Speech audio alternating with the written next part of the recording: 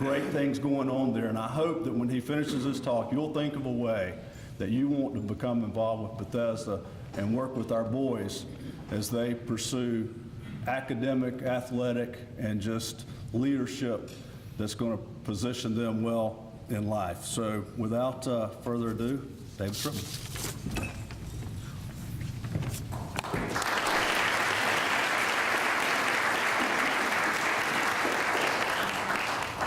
Thank you, John, for showing such tremendous restraint with the introduction today. It was very, very kind of you. I was expecting much more than that. But it is good to be with you today and to have so many of our board members, both present and past board members. Ellen Bolch is also past chairman of the board. Glad to see her. So I'm a most observed leader today. So if anything goes wrong, I'm sure I'll hear about it, but we'll discuss it and get it right the next time.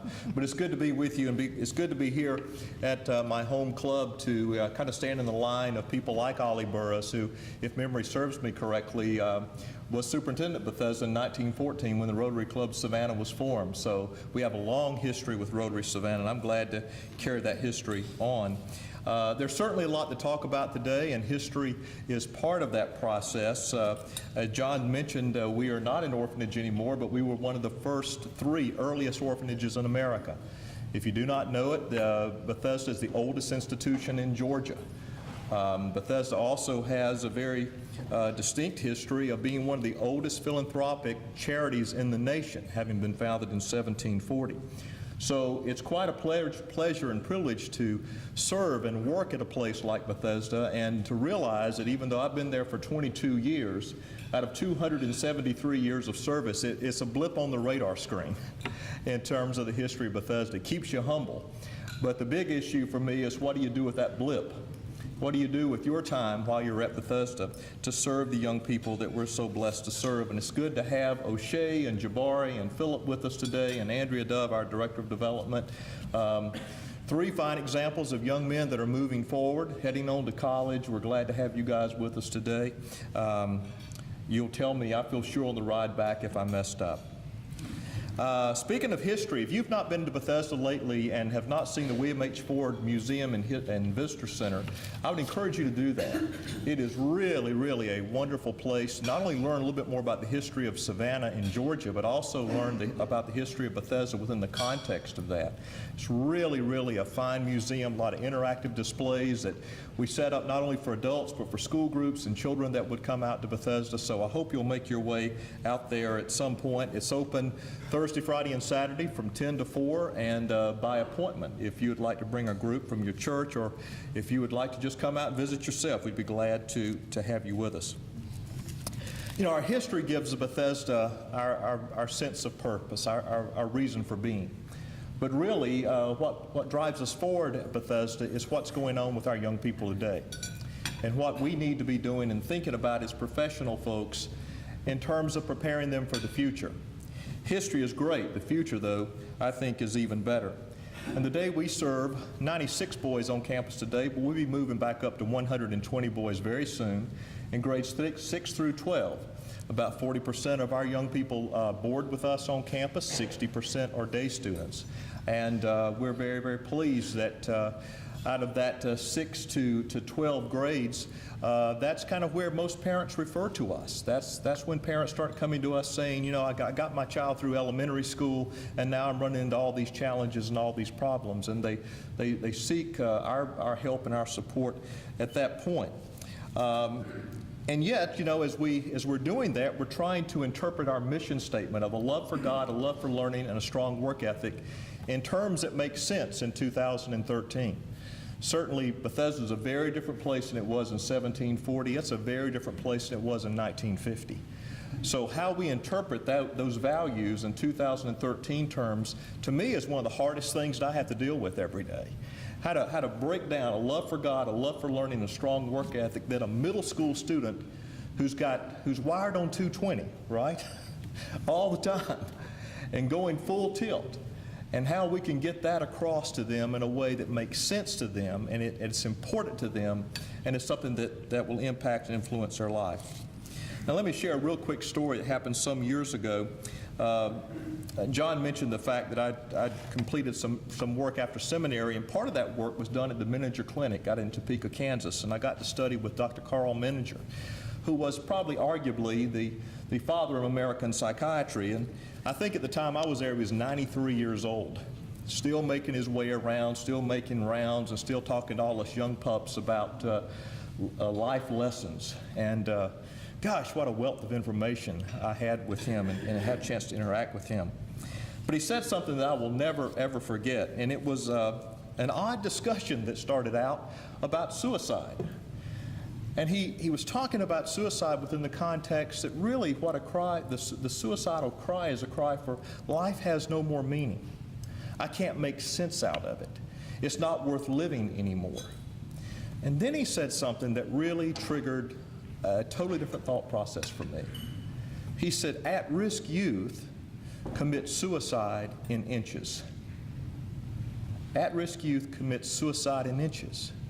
Not the big thing that you see in the newspaper, because that certainly is evidence that a problem has occurred, but what's the step-by-step process that's going on in a young person's life to where this big catastrophic thing happens and they end up in prison or they end up in some outcome that we would never want to see. And what that summer did for me in Kansas was really introduce me to the subject of at-risk youth. A lot of us were in the field at the time thinking about this term at-risk youth, and basically what we had learned is that at-risk youth happens to large populations of people. It happens in large population centers, like if you're poor, you're at risk. If you're a minority student, you're at risk. If you come from a single-parent family, you're at risk. If you come from the wrong side of the tracks, you're at risk. That's about all we knew about it, and we were all kind of repeating the mantra, and that's the way we looked at things. But as Dr. Carl taught us that year, this at-risk process is made up of individual decisions. And it really doesn't matter what your family background that you came from, because there are plenty of single-parent families doing a fantastic job of raising their kids. There are plenty of poor parents doing a great job of raising their kids. And you can't just say that this is the general population, this is the problem in those populations, and here's how we have to solve it. It's kind of an individual step-by-step process. And that summer really challenged me to start thinking differently, because at that time I was working at an all-girls facility in Spartanburg, South Carolina, the Ellen Hines Smith Girls Home. And I went back from Kansas with brand new ideas, but it also triggered in my own heart and mind the very way that I'd been raised. Because what he was really saying was, in a lot of ways, my life story. John mentioned that I was raised by my grandfather, and one of the reasons, I don't want to get too deep in the weeds here with family history and make you feel all sorry for me, because this really is one of those, oh, yeah, in a moment, you know. But my folks never met an addiction they didn't like, you know.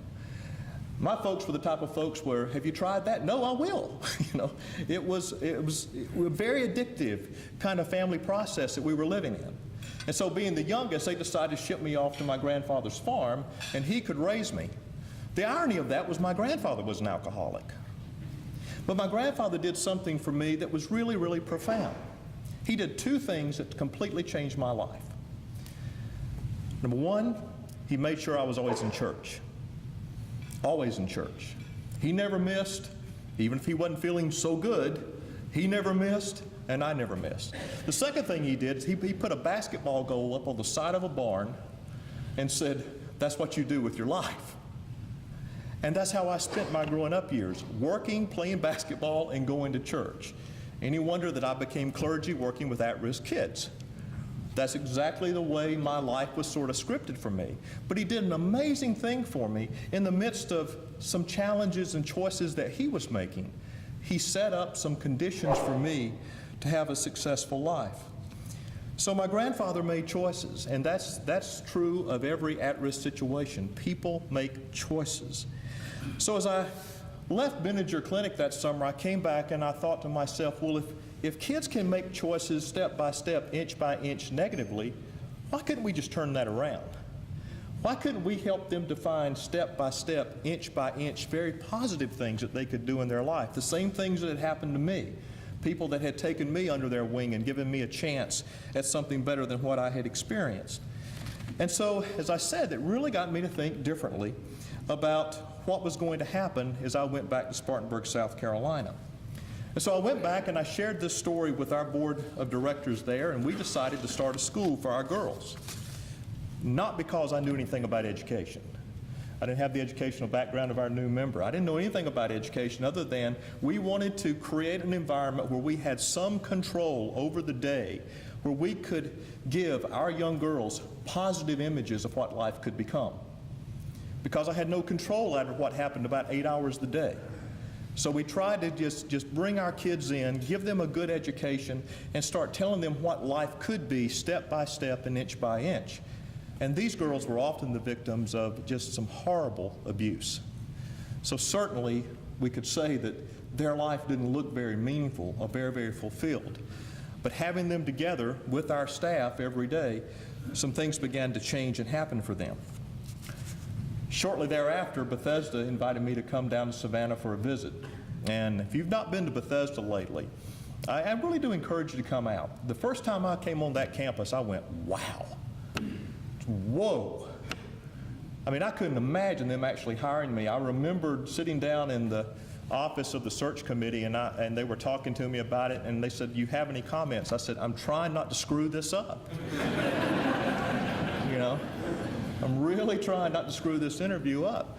And after they got finished, and a few weeks later, I heard that I was going to be coming to Bethesda, I started thinking about what can we do with the boys that are enrolled there right now. What's the best thing that we could do that would really make a difference? And we decided very early on to start a school, to have control over that academic day, to have some institutional control so that we could create some positive images and positive messages to young people who maybe were swimming in a sea of negativity. And that's exactly what we do.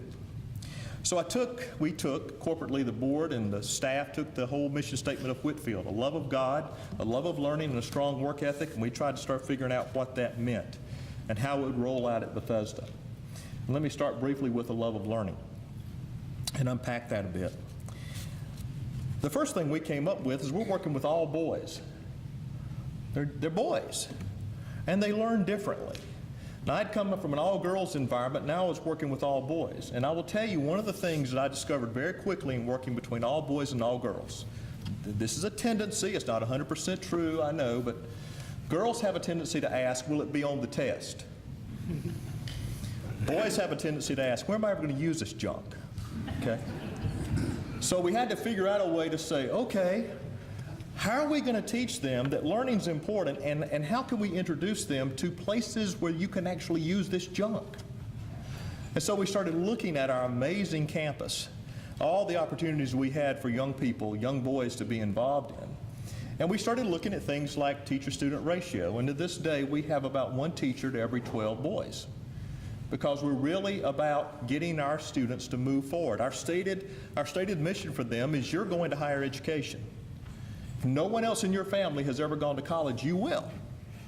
And we're going to do it through a 1 to 12 teacher-to-student orientation. And we're going to do it with a little bit of didactics, means the teacher's going to be teaching and writing on dry erase boards. We're going to do it with some small group, critical thinking kind of things where kids can get in groups and really think through project ideas and how you solve problems. And then we're going to take you outside. We're going to let you get dirty, because that's one of the ways boys learn best. They learn by manipulating their hands and their feet and dirt and all that kind of stuff. So the dirtier they get, as Kelly Burke says, it seems like the better they learn. And that sort of became our sense of, we have this wonderful property with all these opportunities for students to learn. And so our teachers are really about the process of, if you need remedial help because you're trailing grade level wise, we're going to do that after school. If you need credit recovery, we're going to handle that over the summer.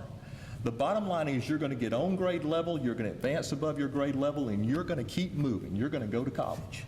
And that's going to be a celebration like you can't imagine when that happens. A few years ago, we were at a breakfast meeting with our seniors. Just the day before we were going to have graduation, we were in a restaurant. And you know, we're kind of doing the congratulatory thing with our students. And one of our seniors got up in the restaurant, and I thought, oh my God, what is he going to do? And he stood there and he said, I want everybody in this restaurant to know I'm the first in my family to ever graduate from high school. Think about that. And he was heading on to college. Man, talk about reinforcement. Talk about validation for everything that you want to do and be about in a young person's life. That's pretty cool. And that's sort of the goal of this whole love of learning. It does sneak up on them. It snuck up on all these guys over here, and they're doing great. But the whole love of learning concept is so important because that doesn't stop after high school, does it? And for those of us that still have some brain cells left, it continues to amaze us every year of just how much you keep learning. Second thing I'd like to talk about is this whole thing of a strong work ethic. This was also part of Whitfield's mantra. How do we interpret work ethic today? Well, if you're a high school student at Bethesda Academy, you're going to be challenged by work study. You're going to be part of a very, very vibrant campus that has a garden and a farm and a wildlife preserve and a video production studio and all kinds of places for weddings and conferences to be held. And there's just, the cafeteria alone has plenty of work opportunities.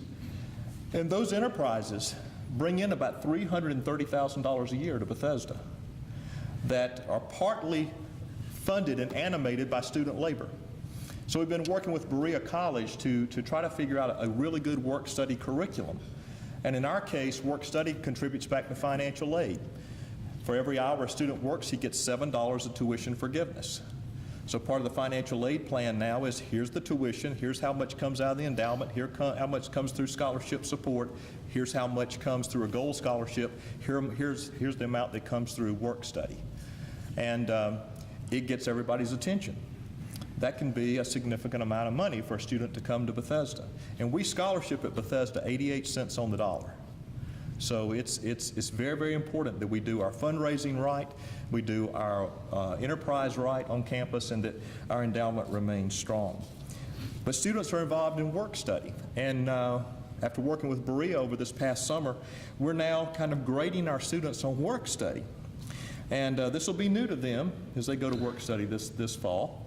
They're actually going to get a grade, and the grades go around these factors: punctuality, respect, teamwork, initiative, accountability, and the specific learning that's required on every job. Now, I don't know how many employers we have here, but are those kind of things the things you'd like to see your employees have? Teamwork, respect, accountability, punctuality. My goodness, it seems really basic, but we thought, why not get that message out to high school students and get them ready for life beyond Bethesda? And finally, a love for God. You know, George Whitfield said Bethesda would be Christian but non-sectarian. I'm still trying to figure out exactly what that means. But the best I can figure out is that Whitfield really did want us to have a spiritual foundation for what we do at Bethesda. And this love of God, I certainly don't measure whether or not Philip Dove loves God more than Jabari Gaston. My hunch is Jabari loves God more than Philip, but we'll check that out at a later time. But nonetheless, that's not what we're measuring. What we're really trying to do is to introduce our young people to a concept that God loves them, and that wherever they go, they have an opportunity to pray and ask God for His love, His grace, and His guidance, wherever they are. And that, I think, is very powerful.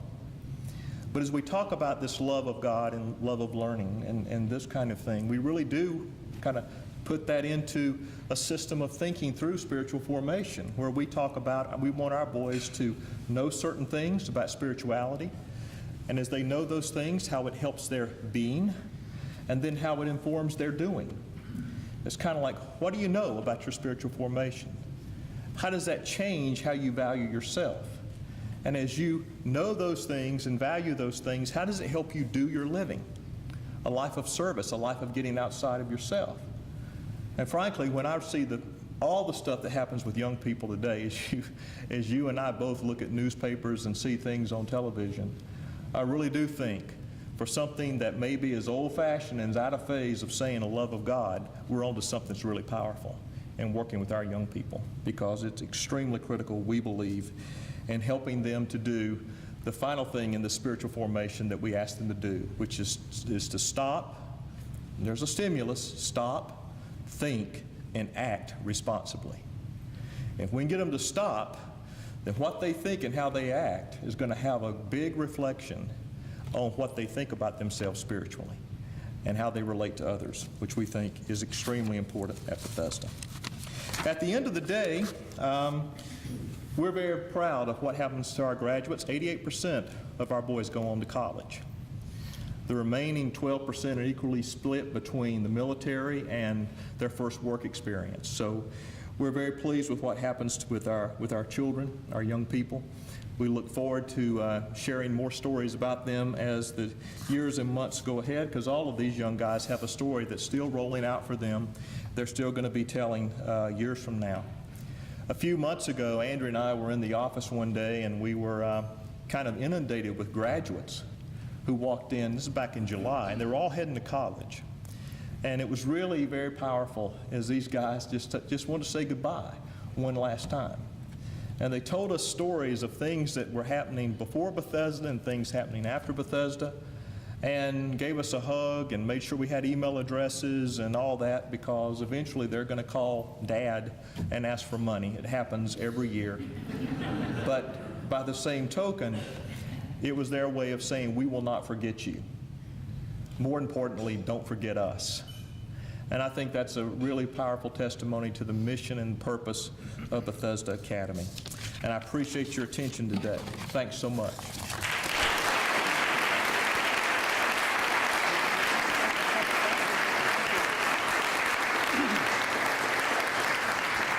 We do have time for a couple of questions if there are any in the audience. Any questions for Dan? There. Aaron? I'm sorry? Of the 88% that go, which percent finishes college? We're running about 57% over 6 years. So we're doing the same thing most colleges and universities are doing, right in that ballpark. I had one more question. Yes, sir. How do your boys get to Bethesda? Well, they come through a regular admissions process. Parents come to us, and we sit down with the parent and really talk about what are the things that they're wanting to have happen for their child, and we talk about what we offer, this whole love of God, love of learning, strong work ethic, and we see if there's a connection there. To be candid with you, last year we had 400 referrals, okay? And we had roughly 40 places. So it's a pretty competitive place to get into, more competitive than we would like, but it is a challenge with 120 boys and so many referrals. Okay, thank you, David. Thank you.